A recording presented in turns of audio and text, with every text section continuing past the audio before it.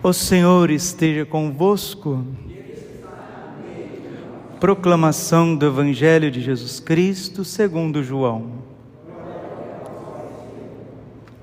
Naquele tempo, Jesus respondeu aos judeus: Meu Pai trabalha sempre, portanto também eu trabalho.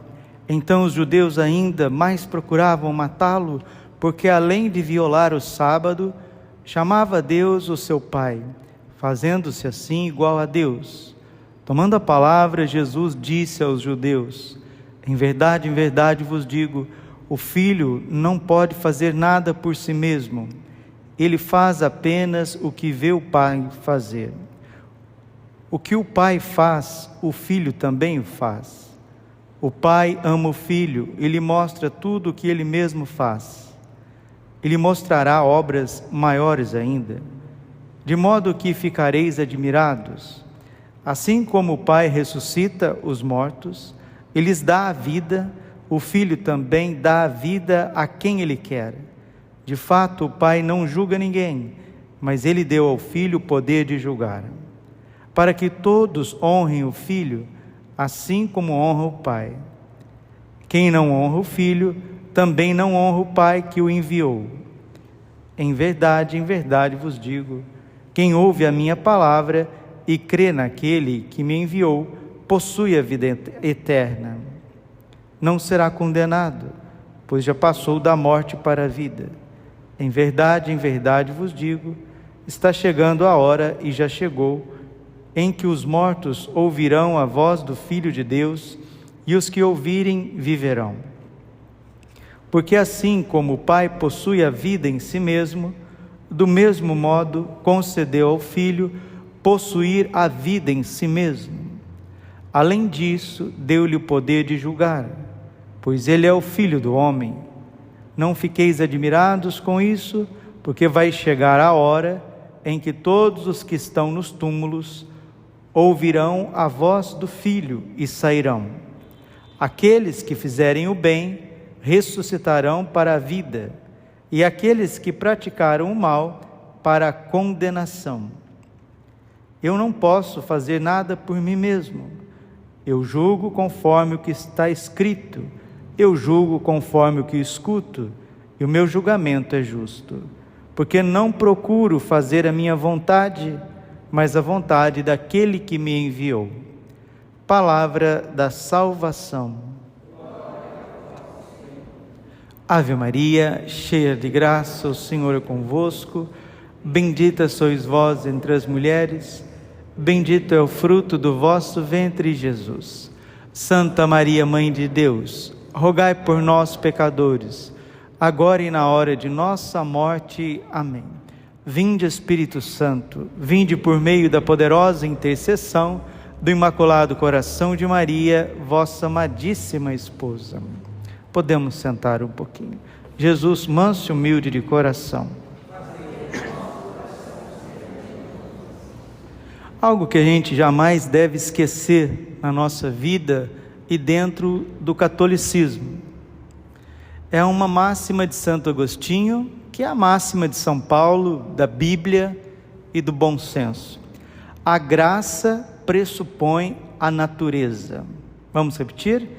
A graça pressupõe a natureza. Padre, o que significa que a graça pressupõe a natureza? Significa que, para a gente batizar uma criança, ela precisa existir, né? A natureza da criança no ventre da mãe, né? Como é que eu vou batizar uma criança que não existe? Está vendo? A graça pressupõe a natureza. A graça da Santa Missa. A Santa Missa maravilhosa, graças a Deus. Mas se não houver um homem, um padre, a natureza de um homem, não tem um padre. Primeiro tem que ter um homem, depois vem a graça do padre, do sacerdote. Primeiro tem que ter a natureza da hóstia e do vinho, depois tem a graça da transubstanciação. A graça pressupõe a natureza. Sabe por que isso é tão importante?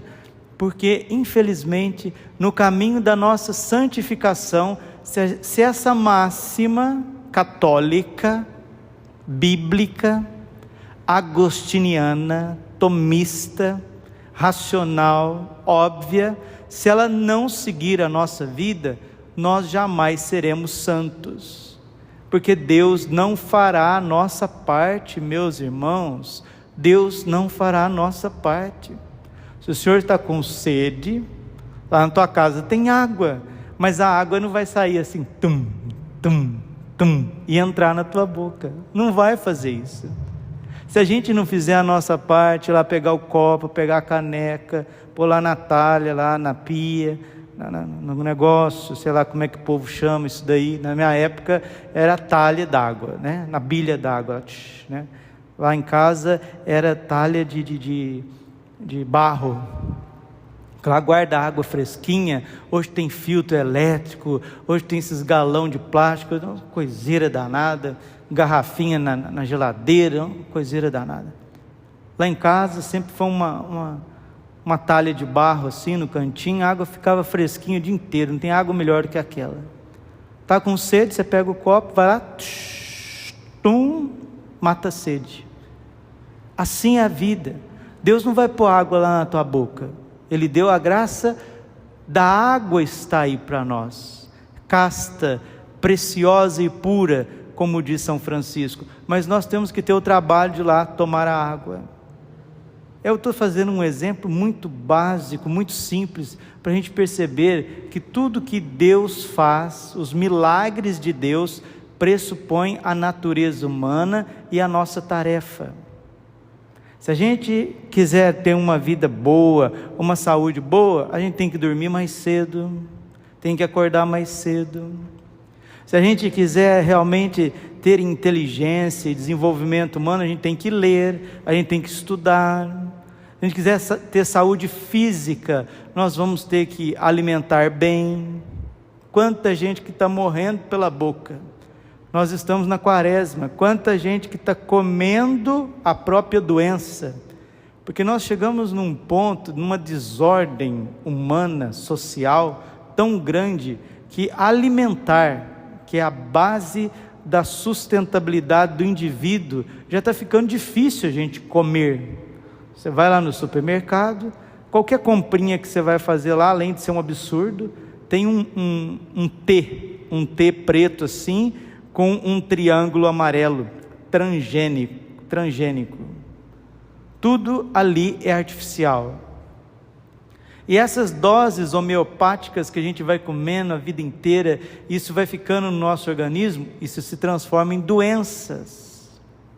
Às vezes as pessoas querem rezar o rosário, querem fazer penitência, querem crescer espiritualmente, mas se as pessoas não tiverem uma ciência, uma sabedoria com a alimentação, com os relacionamentos, com a vida social, a coisa vai ficar sempre atravancada.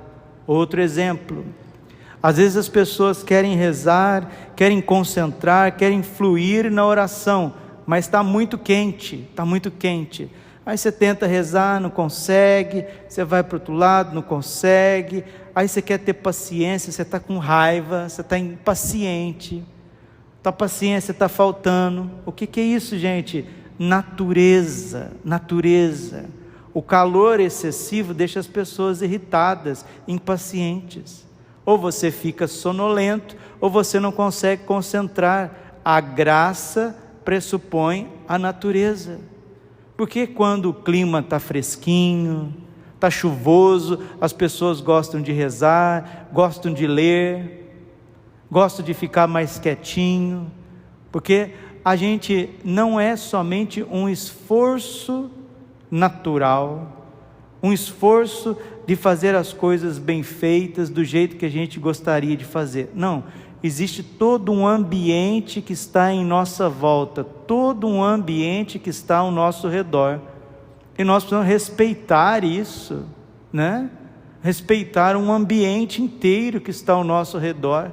Se está calor, se está chovendo, aonde que a gente mora, com quem que a gente convive. Isso vai influenciar na nossa espiritualidade, isso vai influenciar na nossa saúde mental. Saúde mental. E se a saúde mental não estiver boa, olha, pode te trancar você dentro do sacrário, não vai resolver nada. Você pode comungar 2 vezes por dia, não vai resolver nada. Porque a saúde mental, a saúde física, o ambiente que nós vivemos, tudo isso reflete na nossa espiritualidade. O que é espiritualidade, Padre? É a forma com que você se relaciona com Deus, é a sua intimidade com Deus, é a presença de Deus em nós, em favor dos outros. Padre, por que o senhor está explicando tudo isso? Para você enxergar a tua cidade. Você olha para a tua cidade, você vê lá um monte de gente, você não consegue enxergar pessoas santas, pessoas que indicam o céu, que indicam o catolicismo, que indicam a Bíblia.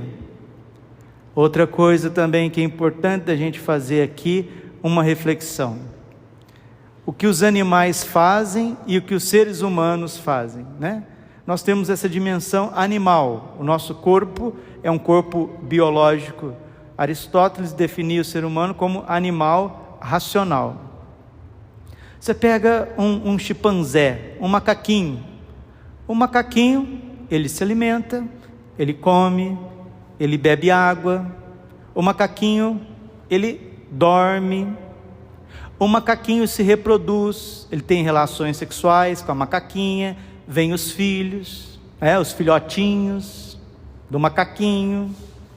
O macaquinho briga por causa de território, por causa de comida, mas o macaquinho também, o animalzinho, brinca, de vez em quando eles estão brincando, e quando ele está doente, o animalzinho lá na floresta, ele sabe ir atrás dos remédios, ele come certas ervas que são boas para a sua saúde. Então o macaquinho toma remédio também. O macaquinho trabalha, padre. Macaco trabalha? Trabalha. Ele tem que ir atrás do alimento, ele tem que construir o ninho, ele tem que ver aonde que ele vai ter ali a caverninha dele, ali para ele ter o filhote, a árvore que ele vai morar, ele está trabalhando. Percebe que existe uma dimensão animal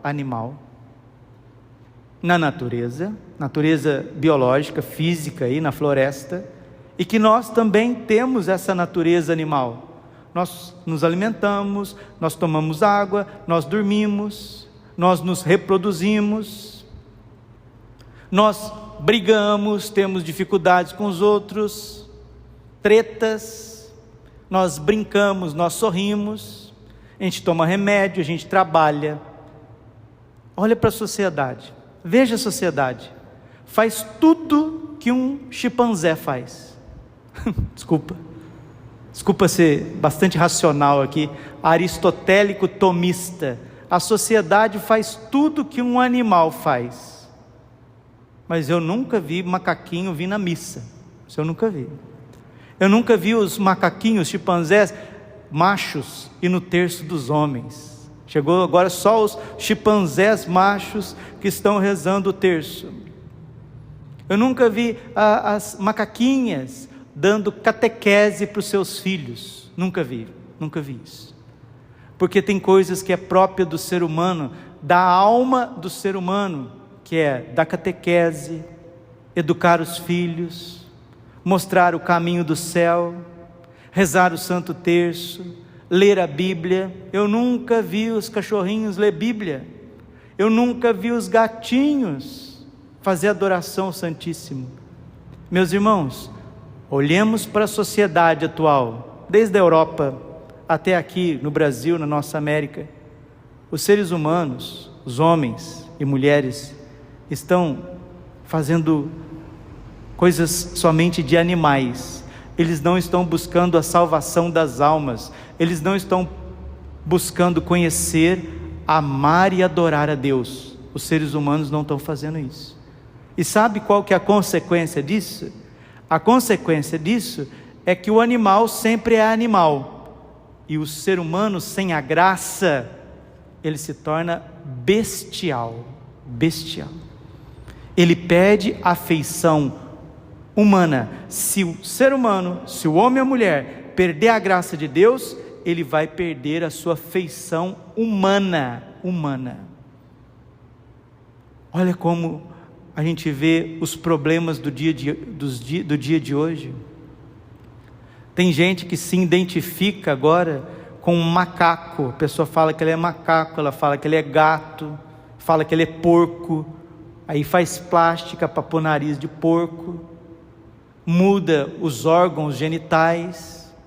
Por que nós chegamos nesta crise tão grande da humanidade?